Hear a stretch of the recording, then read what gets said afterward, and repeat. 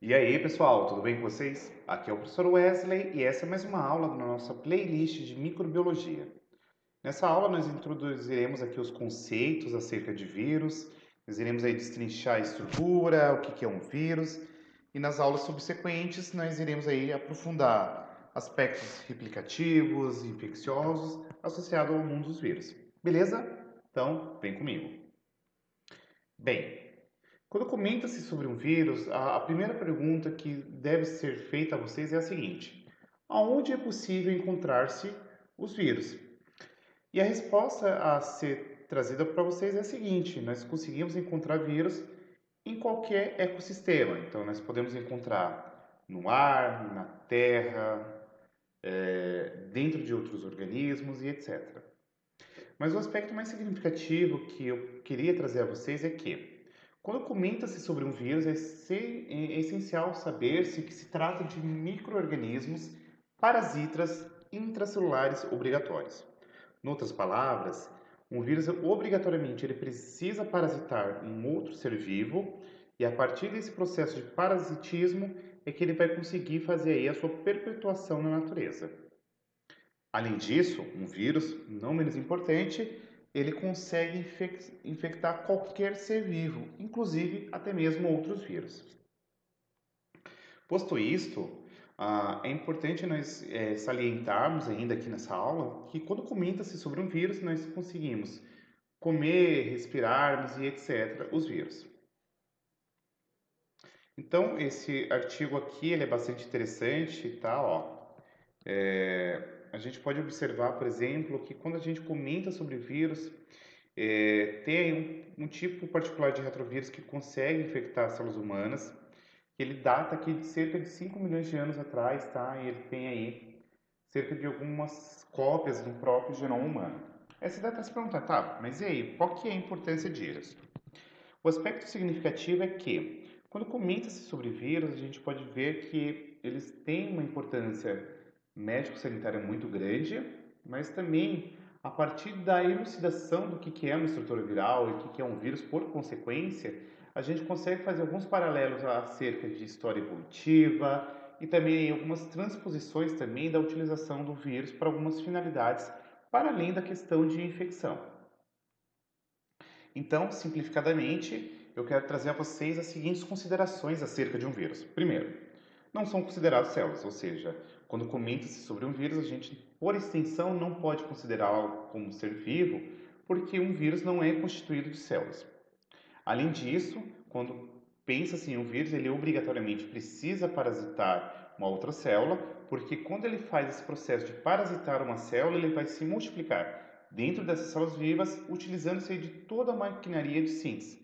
Portanto, a particularidade é que um vírus ele obrigatoriamente é um parasita intracelular. Além disso, são organismos microscópicos e eles possuem aqui ácidos nucleicos, que são DNA ou RNA, que são utilizados para codificar suas funções de replicação. Um detalhe que eu preciso trazer aqui a vocês é o seguinte: quando comenta-se sobre um vírus, é essencial ser discutido aqui que classicamente é definido que um vírus ele possui ou somente DNA ou somente RNA. No entanto, existe já uma discussão acerca de alguns tipos de vírus, como por exemplo o herpes vírus e até mesmo o citomegalovírus, que pode possuir ambos ácidos nucleicos, tá? Além disso, um aspecto muito essencial a ser descrito aqui é que quando a gente fala de uma forma extracelular que se transporta de uma célula hospedeira a outra, a gente fala de uma partícula com capacidade infecciosa que é um vírion. Então, o vírion nada mais é do que um vírus com capacidade infecciosa, beleza? Dito isto, é importante nós nos atentarmos que um vírus ele apresenta aqui uma estrutura. Essa estrutura essencialmente basicamente um arcabouço proteico que nós chamamos de capsídeo, que é formado por subunidades que são chamadas de capsômeros.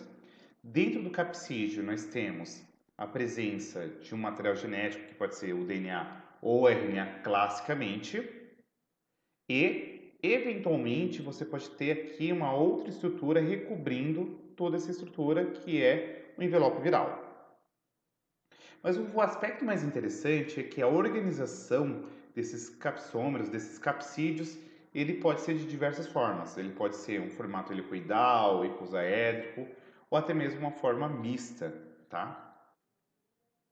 Então, nesse sentido, o capsídeo nada mais é do que um envoltório proteico que vai conter o genoma viral, ou seja, é toda uma arquitetura de várias proteínas que nós denominamos como capsômeros.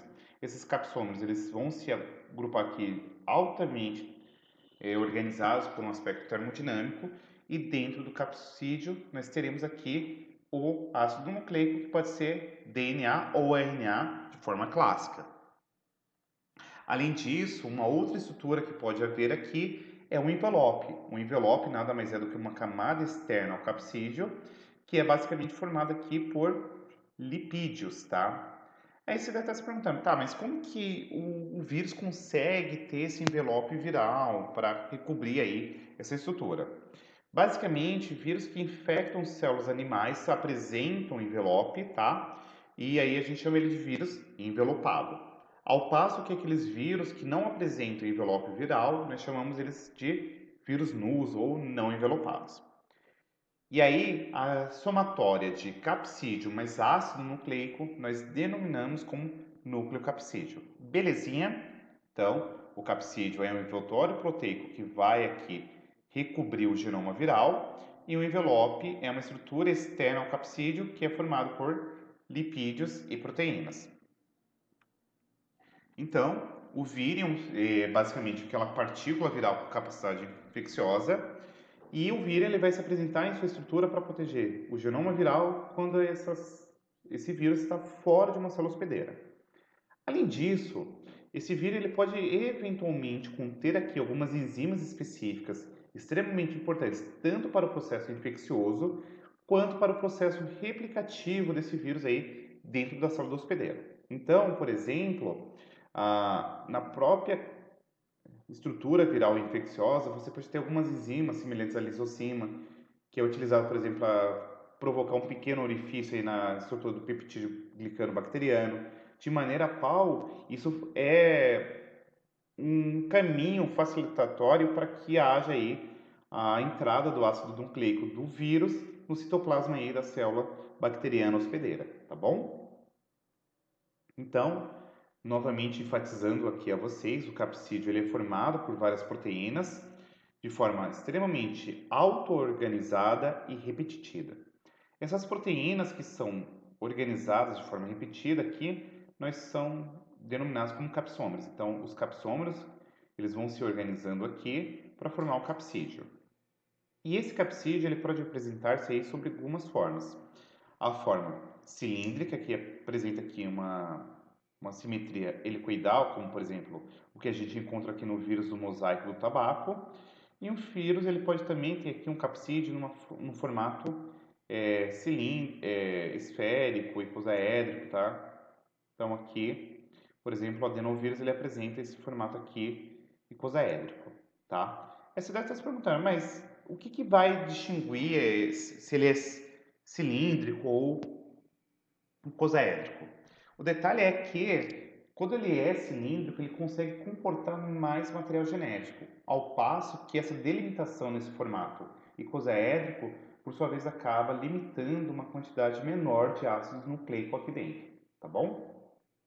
Por fim, o vírus envelopado, como eu havia descrito a vocês, ele é basicamente composto aqui pela membrana citoplasmática, mas também você pode ter recobrimento através de roubo de parte do retículo endoplasmático liso, tá? É muito mais comum em células animais. Então, quando a gente fala de envelope, ele vai auxiliar a fusão da partícula viral do vírion com a membrana da célula hospedeira e, por consequência, isso também acaba facilitando o processo de liberação do mesmo aí para dentro da célula ou mediar essa entrada por endocitose. Então, o que eu quero que vocês entendam é que o envelope ele é justamente um componente presente aqui em vírus que infectam células animais, que faz com que haja uma interação da superfície da célula hospedeira e a partícula viral infecciosa, tá? Então, por exemplo, eu vou pegar aqui a estrutura do vírus do influenza, o vírus que causa a gripe, e aí existem algumas proteínas presentes aqui no envelope viral que conseguem interagir com receptores de células aí para facilitar a entrada do vírus, como por exemplo a neuraminidase, que é uma estrutura em tritâmero, que faz o processo de clivagem de glicoproteínas aqui na superfície do hospedeiro, e a hematoglutinina, que é justamente uma outra proteína aqui, que é um trímero, que faz um processo de ligação a glicoproteínas aqui na célula da hospedeira. Então, tanto a neuraminidase quanto a hematoglutinina são duas proteínas presentes no envelope viral que fazem aqui um processo de facilitação da entrada aqui da partícula viral do vírus causador aqui da gripe, que é o influenza. E por fim, nós temos ainda alguns vírus que nós denominamos como vírus complexos, como por exemplo aqui o caso dos bacteriófagos, que são estruturas virais que apresentam aqui capsídeo com estruturas adicionais aderidas, como por exemplo o bacteriófago, você tem aqui o capsídeo da cabeça, você tem uma estrutura chamada de bainha, e você tem essas estruturas aqui, que são as fibras da cauda que fazem uma adesão à célula aqui de células bacterianas, beleza? Em linhas gerais, basicamente, estruturas virais infecciosas, os vírions, são extremamente menores do que células procariotas, ou seja, quando a gente observa, por exemplo, uma estrutura viral e comparando-a com, por exemplo, uma Escherichia coli, nós veremos que a estrutura dela está aqui em cerca de nanômetros, então elas são extremamente pequenas comparadas aqui com células eucariontes. E por fim, é importante ainda ser escrito que existe uma diversidade de vários genomas virais. Então, os vírus eles podem ter um DNA, que ele pode ser de fita simples ou dupla fita, ele pode ser RNA fita simples ou fita dupla, ele pode ser um retrovírus, ou seja, um DNA, um RNA, um vírus de RNA que se transforma em DNA. E aí o que eu quero que vocês entendam é que os genomas virais eles podem ser classicamente de DNA ou RNA, sendo que alguns empregam ambos como material genético em diferentes estágios do seu ciclo de replicação, ou seja, em alguns momentos durante a duplicação do vírus, a replicação, ele pode ser RNA, mas posteriormente ele pode ser DNA, tá? Então, eu quero que vocês entendam que, em linhas gerais, ele é DNA ou RNA, com exceção lá do caso do citomegalovírus, que é um caso aí que é discutido e possui ambos genomas, tanto genomas não, perdão, ácidos nucleicos, DNA ou RNA, beleza? E aí tem aqui o tamanho em nanômetros de alguns vírus, tá? Então, tem o ciclovírus, poliovírus, o bacteriófago T7, adenovírus, o HIV do tipo 1, o herpes simples, influenza, o Epstein-Barr, mimivírus e por aí vai. Um detalhe é que o mimivírus, mamovírus, meganovírus são alguns casos aqui de vírus que infectam protozoários e são muito grandes. Então a gente chama de vírus gigantes, tá bom? E por fim, tem essa notícia aqui bastante interessante, que lá no ano de 2017, o Prêmio Nobel de Química, pelo Jacques Dubosc, que é um suíço, o Joachim Frick, que é um alemão, e o Richard Hanson, que é um escocês, foi bastante interessante porque eles revolucionaram a observação das biomoléculas. Por quê? O que acontece? O trabalho deles acabou possibilitando uma determinação em alta resolução de biomoléculas em solução e, por sua vez, isso daqui acaba sendo bastante interessante para que a gente consiga fazer um processo de retratação dessa molécula após congelá-la rapidamente, de maneira com que a estrutura natural dela seja preservada. Ou seja, é possível, por exemplo, congelar um vírus e a gente consegue observar a sua arquitetura. Isso aqui é bastante interessante para fazer a crioeletromicroscopia. E aí, nas próximas aulas, a gente vai discutir aqui acerca do ciclo de vida viral. Então, a gente perceberemos que, essencialmente, um vírus ele precisa infectar uma célula hospedeira de maneira a qual ele consiga fazer a síntese dos seus componentes essenciais, utilizando-se de toda a maquinaria metabólica da célula hospedeira, tá? Para que isso aconteça, existem dois conceitos que são extremamente importantes. O primeiro é que a célula hospedeira ela precisa permitir esse ciclo replicativo do vírus, então ela precisa ser permissiva. Mas além dela ser permissiva, ela precisa ser também suscetível. Então, para que aconteça a replicação viral, obrigatoriamente o vírus tem que encontrar uma célula que seja permissiva e suscetível. Então tem que obedecer essas duas premissas, não uma única das premissas, tá bom? E é isso, espero que vocês tenham curtido. E nas próximas aulas nós discorreremos aí com bastante detalhe aspectos associados com replicação viral. Falaremos aí sobre o ciclo lítico, lisogênico e afins, tá bom? Um super beijo e até lá. Fui!